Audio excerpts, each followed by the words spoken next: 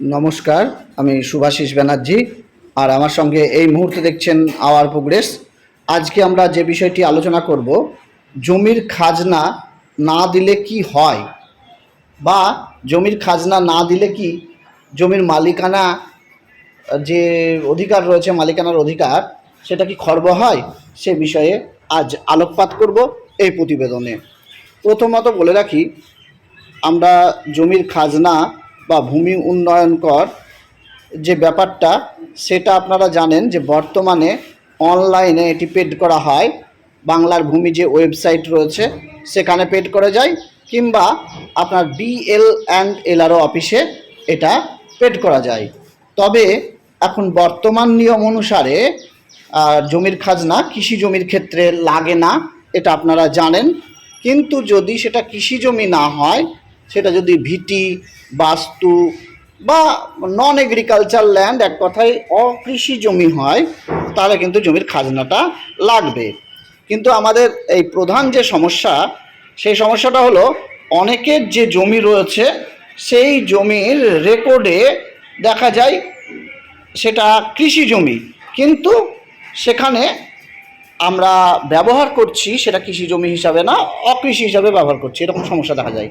যাই হোক, জমির খাজনা বা ভূমি উন্নয়ন কর সময় মতো না দিলে যেটা হতে পারে অ্যাট ফার্স্ট, সেটা হলো জরিমানা সহ বকেয়া খাজনা আপনাকে জমা দিতে হবে, যা সময়ের সাথে আপনার বাড়তে থাকবে। যদি আপনি ধরুন সেটা 5 বছর হলো, 10 বছর হলো, 20 বছর হলো, তাহলে এটা বকেয়ার সাথে সুদটাও বাড়তে থাকবে আপনার। খুব বেশি যে কর বা ট্যাক্স লাগে তা তো নয়, কিন্তু যার জমির যত পরিমাণ বেশি তার ট্যাক্সটা সেই পরিমাণ মতোই লাগে। দীর্ঘমেয়াদী বকেয়ার ক্ষেত্রে সরকার জমির ওপর মালিকানা দাবি বা জমি খাস অর্থাৎ বাজেয়াপ্ত করার আইনত পদক্ষেপ নিতে পারে।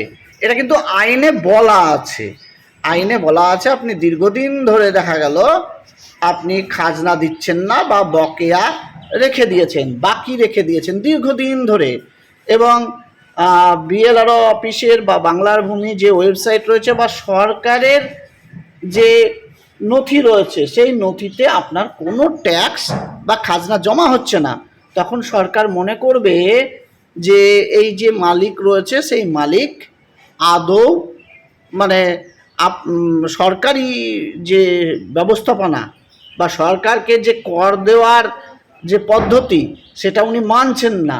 তাই আইন অনুসারে সরকার যদি মনে করে যে পদক্ষেপ নেব, তাহলে পদক্ষেপটা নিতে পারে। কিন্তু আজ পর্যন্ত আমরা দেখিনি যে খাজনা না দেওয়ার জন্য কাউরির জমির মালিকানা হারিয়েছে, এটা দেখিনি, কিন্তু এটা আইনে বলা আছে। যদি মনে করে সরকার, তাহলে কিন্তু এটা করতে পারে, কিন্তু করেনি, আজ পর্যন্ত আমরা দেখিনি। আর আপনাদের কোথাও যদি এরকম হয়ে থাকে তাহলে সেটাও আমাদের কমেন্ট বক্সে জানাবেন। যাই হোক, তারপরে আরও কিছু ব্যাপার রয়েছে, শুধু এখানেই তো বিষয়টি যে নিষ্পত্তি হলো তা নয়। এছাড়া মিউটেশন বা জমি বিক্রির ক্ষেত্রে হালনাগাদ খাজনার রসিদ অপরিহার্য। যখন আপনি কোনো জমি কিনতে যাচ্ছেন বা আপনার যে মালিক রয়েছে, পূর্বের মালিক, সে দেখা গেল হাল নাগাদ খাজনা দেয়নি, তাহলে কিন্তু জমিটা বিক্রি অনেক সময় আটকে যায়। সেই জন্য আপ টু ডেট খাজনা পেড করতে হয়। সে আপনার পূর্বের জমির মালিক পেড করুক বা আপনি পেড করুন, জমিটা কেনার আগে যে কোনো একজনকে পেড করতে হবে। কিন্তু মনে রাখবেন, রেকর্ডভুক্ত মালিকের নামেই পেড করতে হবে। যার নামে জমিটা রেকর্ড হয়ে আছে তার নামেই খাজনাটা আপনাকে করতে হবে। খাজনা না দেওয়ার ফলাফল সমূহটা নিয়ে আমরা আলোচনা করি। জরিমানা ও সুদ, সেটা বললাম। বকেয়া করের উপর অতিরিক্ত সুদ এবং জরিমানা ধার্য করা হয়। যেমন আপনাদেরকে যদি ছোট্ট একটু উদাহরণ দিই, আমার একটি 2 কাঠা জমি রয়েছে, যেটা বর্তমানে মানে অকৃষি, কিন্তু রেকর্ডে কৃষি আউস হয়ে রয়েছে, কিন্তু ট্যাক্স এক্ষেত্রে লাগবে না। কিন্তু আমি এখন মানে ধরুন মিউনিসিপ্যালিটির জমিটা, সেখানে বিল্ডিং করব, তাহলে আমাকে কনভার্সন করতে হবে, জমির শ্রেণী পরিবর্তন করতে হবে। এবার জমির শ্রেণী পরিবর্তন যে করলাম, তখন কিন্তু যেই ওটাকে আউস থেকে ভিটি করলাম, এবার মিউনিসিপ্যালিটিতে বিল্ডিং প্ল্যান পাস করব, সেক্ষেত্রে কিন্তু আমাকে সেই একেবারে প্রথম থেকে ট্যাক্সটা লেগে যাচ্ছে। যদি আমার খাজনার রসিদ না থাকে, কোনো খাজনার রসিদ, সেক্ষেত্রে আমার এত বছরে 1440 টাকা লাগছে। তো এই টাকাটা তো লাগতো না যদি আমার বছর বছর পেড করা হতো। এটা যেহেতু 2 কাঠা জমির উপর বললাম, আরও কাউরির 1 বিঘা হতে পারে, তার আরও বেশি হবে, এরকম রয়েছে। সার্টিফিকেট মামলা আপনার বিরুদ্ধে হতে পারে। বকেয়া খাজনা আদায়ের জন্য ভূমি ও ভূমি সংস্কার দপ্তর অর্থাৎ BL and LRO office certificate মামলা বা আইনি নোটিশ আপনাকে পাঠাতে পারে। ভূমি হস্তান্তরের সমস্যা হতে পারে। জমি বিক্রি, দান বা মিউটেশন অর্থাৎ নামপত্তন করার সময় শেষ 3 বছরের খাজনার রসিদ বা দাখিলা প্রয়োজন হয়, যা না থাকলে এগুলি করা যায় না।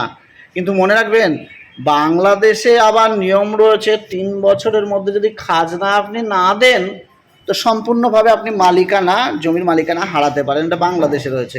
এটা পশ্চিমবঙ্গে কিন্তু এইভাবে কোনো ব্যবস্থা আজ পর্যন্ত নেওয়া হয়নি। তবে এটা আইনের একটা ক্লজ বা আইনের একটা ধারা রয়েছে। তবে মনে রাখবেন, কাউকে আপনি কেন সুযোগ দিতে যাবেন?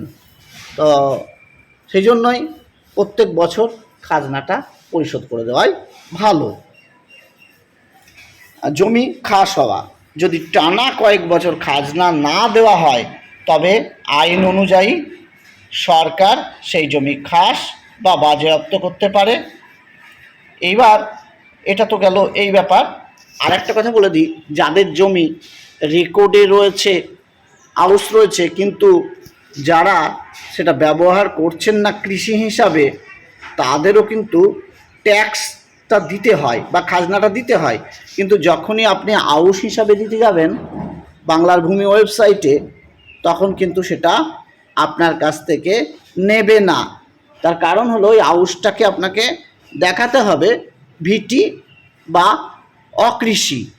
অকৃষি হিসাবে। যখন আপনি দেখাবেন, তখন কিন্তু ওই জমির খাজনাটা অনলাইনে নিয়ে নেবে, আপনার ওই দাগ নম্বরেই নিয়ে নেবে খাজনাটা।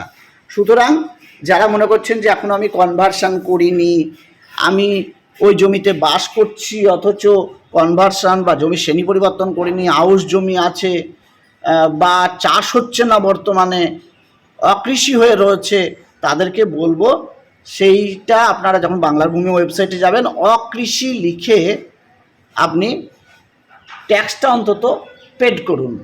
আর যত তাড়াতাড়ি সম্ভব জমির যে মিউটেশন সেটা অবশ্যই করিয়ে নেবেন। আর যদি মিউটেশন থাকে, তাহলে মনে রাখবেন যে কনভার্সন যদি না করেন, তাহলে কনভার্সনটা বা জমির শ্রেণী পরিবর্তনটা করে নেবেন। কৃষি জমির ক্ষেত্রে কিন্তু আপনাদেরকে যেটা বললাম, সরকার বর্তমান সময়ে ট্যাক্স যে বিষয়টি, ট্যাক্স বা খাজনার যে বিষয়টি, সেটা কিন্তু আপনার লাগবে না। ধন্যবাদ ভিডিওটি দেখার জন্য। আমি শুভাশিস ব্যানার্জি আজকের মতো বিদায় নিচ্ছি, আর পরবর্তী ভিডিওতে খুব শীঘ্রই দেখা হবে।